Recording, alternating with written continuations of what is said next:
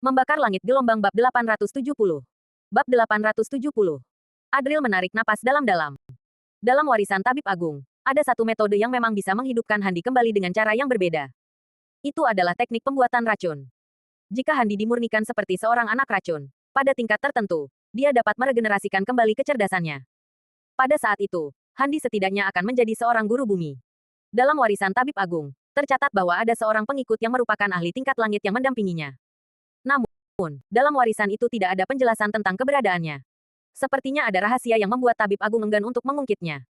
Namun, teknik pembuatan racun itu telah diturunkan. Sekarang, Adril sudah mencapai tingkat puncak dan memiliki kemampuan awal untuk membuat anak racun. Bu Camelia, saat ini aku nggak bisa banyak bercerita denganmu. Tapi, aku hanya memintamu untuk percaya padaku kali ini. Bagaimanapun juga, teknik pembuatan racun ini sangat kejam. Sekarang, dia tidak tega untuk banyak bercerita dengan Camelia. Setelah Camelia lebih tenang, dia baru akan memberitahunya. Benarkah? Tanya Camelia dengan suara gemetar. Shoot! Adril menggores telapak tangannya dengan energi sejatinya. Seketika darah pun mengalir keluar. Dia memegang tangan Camelia, lalu berkata dengan tatapan fokus, ini adalah sumpah darah dari garis keturunanku.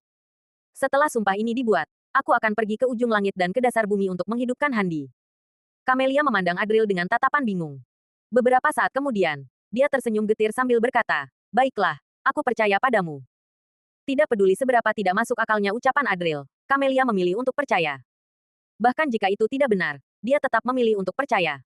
Kamu harus menjaga kesehatanmu agar bisa bertahan sampai Handi hidup kembali, ujar Adril dengan tulus. Adril bisa merasakan bahwa tubuh Camelia sangat lemah. Beberapa hari ini, dia tidak makan dan minum, jelas sudah mencapai batasnya. Baik, aku akan makan. Petik 2. Camelia berkata dengan mata berbinar, aku akan hidup dengan baik untuk melihat Sugi mati dan melihat Handi hidup kembali. Adril menghela napas lega. Dia mengatur orang untuk mengirimkan makanan. Namun, ketika dia kembali, dia melihat Camelia memeluk tubuh Handi sambil tertidur lelap. Beberapa hari ini, Camelia terlalu lelah. Dia tidak tidur dan istirahat, jadi mengalami guncangan emosional yang besar.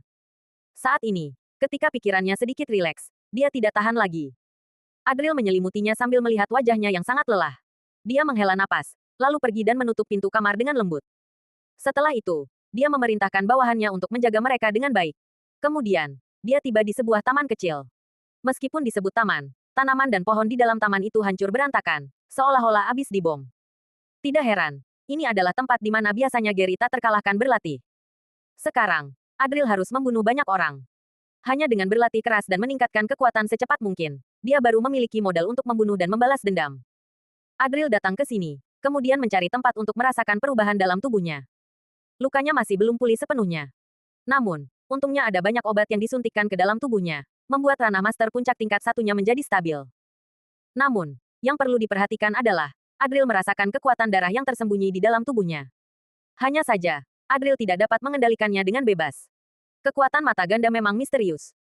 Mungkinkah hanya saat aku menghadapi ancaman hidup dan mati, ditambah dengan pengaktifan teknik penerobos surgawi yang kedua, aku baru bisa mengaktifkan dan menggunakannya. Adril melirik dengan cepat. Tidak diragukan lagi, mata gandanya adalah salah satu andalan terbesarnya. Ketika bertarung melawan Sugi, kekuatan darah Hia tiba-tiba aktif sejenak. Bahkan, Sugi yang merupakan master puncak tingkat 8 juga terkejut sejenak dan memberiku kesempatan untuk melarikan diri dan menyerangnya. Itu adalah perbedaan tingkat ketujuh yang signifikan. Mata ganda memang layak menjadi kekuatan suci tertinggi dalam tubuhnya. Sungguh luar biasa. Adril merasa bahwa kemampuan mata ganda pada 3 tahap awal mungkin hanya kemampuan dasar saja. Jika terus digali, kemampuan mata ganda pada tahap selanjutnya mungkin akan membuat dirinya tercengang.